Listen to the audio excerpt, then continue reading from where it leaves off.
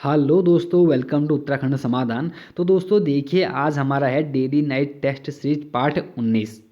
इससे पहले 18 भाग आ चुके हैं। जो आज पहली बार देख रहे हैं उन्हें बता दूं कि डेली 8:10 पर मैं लाइव आता हूं और डेली मॉर्निंग 4 बजे भी लाइव आता हूं। तो जिसको भी जुड़ना है चैनल को सब्सक्राइब कर दें और वीडियो को लाइक ज़रूर करें। तो चलो बात करते हैं आज की इस सीरीज़ में। बहुत ही महत्वपूर्ण प्रश्न आज भी आपको यहाँ देखने को मिलेंगे। पहला प्रश्न है दोस्तों, टिंचरी माई का संबंध किस जिले से है। बात है टिंचरी माई का संबंध किस जिले से है। तो इसका आप लोग फटाफट आंसर देते रहें। देखिए, मैंने आज थोड़ा गैप कर दिया। मैंने कहा आप लोग कहते थे ना कि आंसर पहले दिखा दे रहे हो करके, तो तभी मैंने थोड़ा गैप कर रखा है। तो फटाफट आंसर दें आप लोग। तो इसका सही आंसर दोस्तों बता देता हूँ मैं, वो है बी, पौड़ी गढ़वाल। अब थोड़ा व्याख्या जान लेते हैं भाई, कौन थी टिंचरी माई। तो दोस्तों टिंचरी, थोड़ा व्याख्या करते हैं जब ना। तो टिंचरी माई का जन्म दोस्तों 1917 में मंजूर थैलीसैंण, जो कि पौड़ी गढ़वाल में हमारा पड़ता है, वहाँ पे इनका जन्म हुआ था। और इनके पिता का नाम था दोस्तों रामदत्त नौटियाल। कहीं पूछ सकता है कि इनके पिता का नाम क्या था, तो रामदत्त नौटियाल था। और इनके पति का नाम था दोस्तों गणेश राम। महत्वपूर्ण कर दें, इनका हवलदार गणेश राम इनका पति का नाम था, जो कि दोस्तों 17 वर्ष की ही उम्र में दोस्तों ये हमारी विधवा हो जाती हैं। ठीक। अब उसके बाद दोस्तों इन्होंने बड़ा संघर्ष किया। कभी एक अलग से वीडियो बनाऊंगा टिंचरी माई पर, क्योंकि मैंने इनके बारे में पढ़ा तो मैं काफ़ी प्रेरित हुआ आपको यह थोड़ा जानकारी देने के लिए। मैंने कहा यही प्रश्न आपके सामने रखा जाए, तो कभी एक अगली वीडियो दूंगा। आज हम सिर्फ बात करेंगे कुछ महत्वपूर्ण फैक्टों के बारे में। ठीक। तो दोस्तों इनका पति तो था कौन, गणेश राम, और विधवा हो गई थी, तो इनके बाद में आंदोलन करना शुरू कर दिया था। तो पहला इनका जो महत्वपूर्ण था दोस्तों, वो टिंचरी। टिंचरी दोस्तों शराब को बोलते हैं, और शराब के लिए इन्होंने यह आंदोलन शुरू किया था। तभी इनका नाम टिंचरी माई पड़ा। बात करते हैं कि इनका मूल नाम क्या था दोस्तों। तो इनका जो मूल नाम था वो कहीं पर हमें ठगुली देवी देखने को मिलता है। और जो ये तो दोस्तों एक कहते हैं ना कि व्यावहारिक नाम आपस में जो बोलते दोस्तों, इसको बोलते थे ठगुली देवी। और जो इनका मूल नाम था वो था दीपा नौटियाल। तो कहीं पर दीपा देवी तो खैर हो ही जाएगा ना शादी के बाद, लेकिन दीपा नौटियाल इनका मूल नाम था।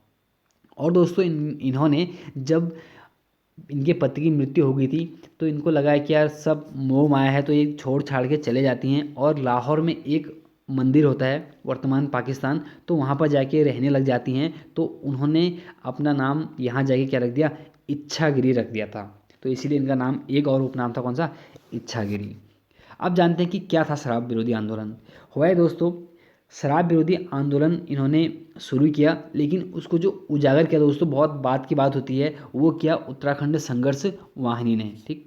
कब, 1984 से ये फैक्ट बनते हैं, मैंने इसलिए यहाँ पर दे दिए हैं। और शराब विरोधी आंदोलन में उत्तराखंड संघर्ष वाहिनी ने जो नारा दिया था उस वो था, नशा नहीं रोजगार दो।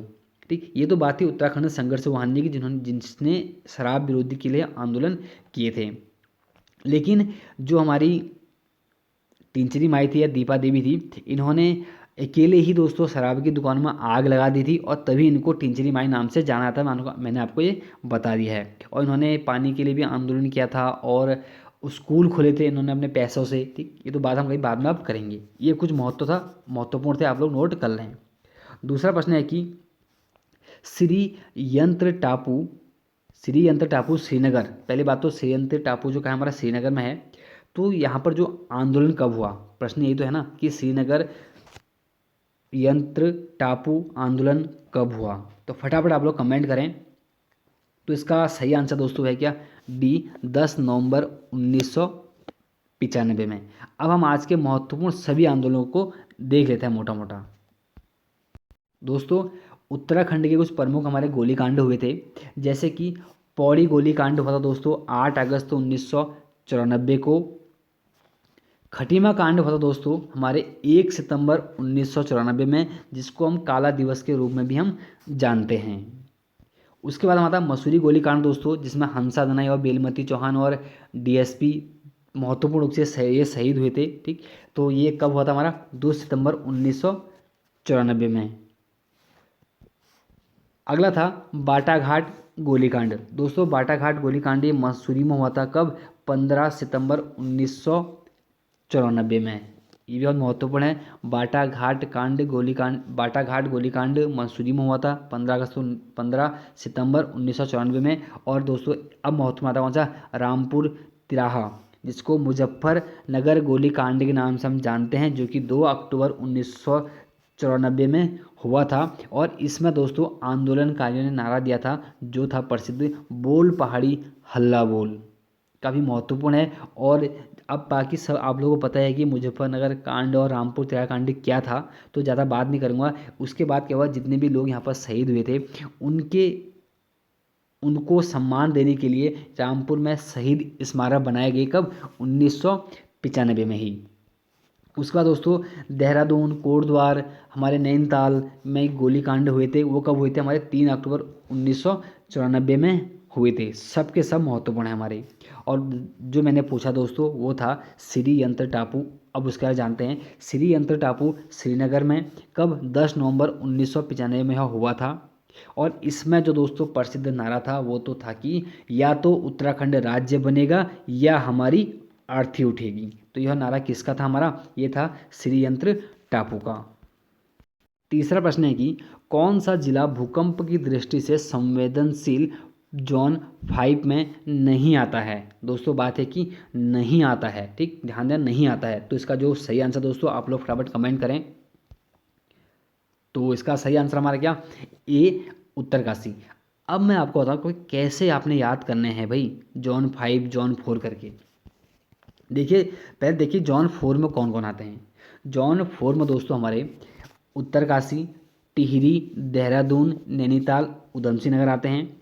और जोन 5 में चमोली, रुद्रप्रयाग, अल्मोड़ा, बागेश्वर, पिथौरागढ़ और चंपावत आते हैं।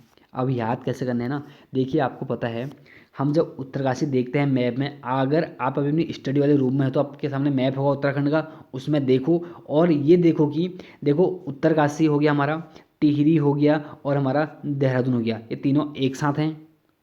और इधर नैनीताल और उधमसिंह नगर हमारे 2 एक साथ हैं।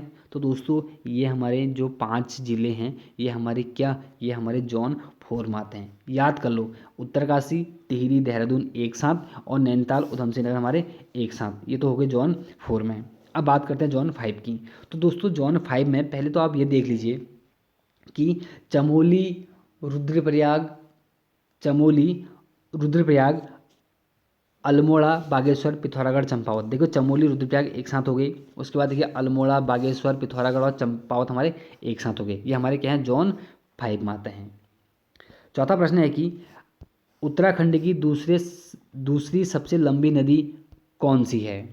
तो दोस्तों दूसरी सबसे लंबी नदी पूछा है, आपने ध्यान से इसका आंसर देना है कि मैं क्या पूछ रहा हूँ, ठीक। तो इसका जो हमारा सही आंसर होगा दोस्तों दूसरी, तो हमारा क्या, बी, भागीरथी होगा। व्याख्या जान लेते हैं। राज्य की कुछ प्रमुख नदियां हैं, जैसे कि लंबाई जान लेते हैं पहले। सबसे जो लंबी नदी हमारी देखो काली है, कुल 252 किलोमीटर की लंबाई होती है। उसके बाद हमारी भागीरथी की लंबाई होती है कुल 205 किलोमीटर, जो कि दूसरी सबसे लंबी नदी हमारी, ठीक। तीसरी हमारी अलकनंदा है जिसकी लंबाई 195 किलोमीटर है। चौथी हमारी कोसी नदी है जिसकी लंबाई 168 किलोमीटर है। पाँचवीं हमारी पश्चिमी रामगंगा है जिसकी लंबाई 155 किलोमीटर है। और दोस्तों छठी हमारी लंबाई टॉन से की है कुल हमारी 148। तो सीक्वेंस आप लोग याद कर लें। पहला देख लीजिए आप, देखिए सबसे लंबी काली, दूसरी भागीरथी, तीसरी अलकनंदा, चौथी कोसी, पांचवी रामगंगा और छठी कौन सी हमारी, टॉन्स। सीक्वेंस आप लोग याद कर लें। पांचवा प्रश्न है कि केदार खर्क बुग्याल व केदार कांठा बुग्याल किस जिले में स्थित है। दोस्तों 2 एक साथ देखे मैंने, केदार खर्क बुग्याल व केदार कांठा बुग्याल। तो आप लोग फटाफट कमेंट करें। तो इसका जो सही आंसर दोस्तों होता है क्या, सी, उत्तरकाशी। अब थोड़ा जान लेते हैं क्या है करके। व्याख्या करते हैं कि उत्तरकाशी के प्रमुख बुग्याल, सारे के सारे बुग्याल मैं आपको बताता हूँ आज जो जो हमारे मेन हैं। केदार कांठा बुग्याल, केदार खर्क बुग्याल, दो तो महत्वपूर्ण हैं। मानेक बुग्याल दोस्तों ये हमारे कहाँ है, सरताल के पास है। हमें यहाँ से याद करना है कि सरताल हमारा कहाँ है, तो उत्तरकाशी में है। इससे पहले मैं कल आपको आज मॉर्निंग की वीडियो में डोडी ताल बता चुका हूँ। और कल मैंने आपको जाड़ जनजाति तक बताई थी, वहाँ पर एक आपको मैंने जनक ताल बताया था, ठीक, 2 ताल तो मैंने ये बताया, तीसरा ताल कौन सा हमारा, सरताल, वो भी कहाँ का हमारा, उत्तरकाशी का। और हर का दून बुग्याल दोस्तों, यह बंदरपुर झाल पर स्थित है, महत्वपूर्ण है, जो कि हमारा प्रसिद्ध एक दून है। सोनगाड़ व छायागाड़ ये भी हमारे कहाँ, उत्तरकाशी में है। देव दामिनी बुग्याल दोस्तों यमुनोत्री के पास है। और दयारा बुग्याल को दोस्तों कौन नहीं जानता है, तो दयारा बुग्याल दोस्तों यह शीतकाल में स्क्रीनिंग परीक्षण केंद्र व इसको चंद्रप्रभा एंतवाल ने इसे पर्यटन मानचित्र पर दर्शाया था। और इसके साथ साथ दोस्तों मक्खन होली, जिसको बटर फेस्टिवल बोलते हैं, इसका आयोजन हमारे कहाँ होता है, इसी दयारा बुग्याल में होता है। बात करते हैं कुश कल्याण बुग्याल। कुश कल्याण बुग्याल दोस्तों ये हमारा कहाँ है, ये हमारे उत्तरकाशी में है। अगर बात करूँ मैं खाली क्या, कुश बुग्याल, कुश बुग्याल तो दोस्तों हमारा टिहरी में है, आपने ध्यान देना है। कुश कल्याण बुग्याल दोस्तों उत्तरकाशी में है, जो कि सुरम्य बुग्याल के नाम से जाना जाता है, और इसे कोटालों की हारी नाम से भी इसको जाना जाता है। बात करें दोस्तों पवाली कांठा बुग्याल दोस्तों, ये भी हमारा कहाँ है, ये भी हमारे उत्तरकाशी में है, जो कि 17 वर्ग किलोमीटर में फैला है। और बुग्याल में कई प्रकार की जड़ी बूटियों के कारण इसे सुरक्षित जैव पार्क से घोषित किया गया है। अगला है कि तपोवन बुग्याल, तो यह गोमू के पास है। और दोस्तों ये कौन सा, अवाना बुग्याल, ये भी हमारे कहाँ, ये भी हमारे उत्तरकाशी में है। छठा प्रश्न है कि निम्न में से गौरी नदी की सहायक नदी है, तो इसमें कौन सी नदी है जो गौरी नदी की सहायक नदी है, तो इसका सही आंसर दोस्तों वह है ए, जिम्बा गधेरा। तो जान लेते हैं गौरी नदी की जो कुल लंबाई दोस्तों, वो तो पहले हमारी क्या है, 104 किलोमीटर की लंबाई है। और गौरी नदी का जो उद्गम होता है हमारे, वो मिलम ग्लेशियर के मल्ला जोहार से होता है। बहुत बार पढ़ चुके हैं कि मिलम ग्लेशियर से निकलती कौन, हमारी गौरी नदी। और जो गौरी नदी का संगम होता है दोस्तों, वो होता है जौलजीबी के पास, काली से होता है। और जौलजी में मेले की दोस्तों एक हमारा प्रसिद्ध मेला लगता है, वो जौलजी मेले के नाम से हम जानते हैं उसको। वो लगता है कब, 14 नवंबर, जो उसकी शुरुआत हुई थी 14 नवंबर 1914 से इसकी शुरुआत हुई थी। और जो इसके प्रमुख सहायक नदियाँ हमारे वो है किसकी, गौरी नदी की। अब जानते हैं रमलगाड़, गोनखागाड़, मंदकानी और जिम्बा गधेरा, जो मैंने इसमें पूछा था। सातवां प्रश्न है कि टैगोर हिल कहाँ स्थित है, फटाफट आप लोग कमेंट करें टैगोर हिल। तो इसका सही आंसर दोस्तों वह है सी, रामगढ़। तो जान लेते हैं कि क्या है। जब हम एक बार पहले मैं दे चुका हूँ रामगढ़ के बारे में, तो डिटेल पूरी दे नहीं पाया था, तो मैंने इसलिए दोबारा फिर दे दिया। रामगढ़ को दोस्तों फलों का बगीचा या फ्रूट बाउल ऑफ कुमाऊं कहा जाता है। और एक डेरियाज थे, डेरियाज, इनका जो हमारा बगीचा था वो हमारा कहाँ है, वो हमारे रामगढ़ में ही है। ठीक, तो रामगढ़ में प्रसिद्ध डेरियाज का बागान है, बिल्कुल ठीक। उसका देखिए कवयित्री महादेवी वर्मा का संग्रहालय दोस्तों, जिसे हम मीरा कुटीर के नाम से भी जानते हैं, वो हमारे कहाँ है, वो हमारे रामगढ़ में ही स्थित है। और रविंद्रनाथ टैगोर 1903 में रामगढ़ आए थे, और उन्होंने यहाँ पर गीतांजलि के कुछ अंश भी लिखे हैं, इसीलिए यहाँ का नाम टैगोर हिल पड़ता है। टैगोर हिल व गागर नामक स्थान, ठीक है, पहले बार टैगोर हिल क्यों पड़ता है, रविन्द्रनाथ टैगोर के नाम से। वह गागर नामक स्थान है यहाँ पर, क्योंकि इसको गर्ग ऋषि की तपस्थली के रूप में हम जानते हैं। ठीक, ये दोनों कहाँ हमारे रामगढ़ में ही स्थित हैं। और दोस्तों नारायण स्वामी आश्रम व आस्था केंद्र भी हमारा कहाँ है, इसी रामगढ़ में स्थित है। नारायण स्वामी आश्रम व आस्था केंद्र कहाँ है, रामगढ़ में ही है। और शैलेश मटियानी पुस्तकालय जो संग्रहालय दोस्तों, शैलेश मटियानी पुस्तक संग्रहालय हमारा, ये भी हमारे रामगढ़ में ही है। सारे के सारे फैक्ट आप नोट करते चलें। आठवां प्रश्न है कि ऑकलैंड होल्स स्टेट किसे कहा जाता है दोस्तों। प्रश्न है कि ऑकलैंड होल्स स्टेट किसे कहा जाता है, तो इसका आप लोग कमेंट करें फटाफट। तो इसका जो सही आंसर है हमारा क्या है, वह है सी, रानीखेत। तो जान लेते हैं व्याख्या। ऑकलैंड हॉल्स स्टेट व पर्यटकों की नगरी रानीखेत को कहा जाता है। और पर्यटकों की रानी बोलते हैं किसको, हम मंसूरी को। और पर्यटकों राजा बोलते हैं हम नैनीताल को। तो यहाँ बात चलिए पर्यटकों की नगरी, तो दोस्तों कौन हमारी, रानीखेत।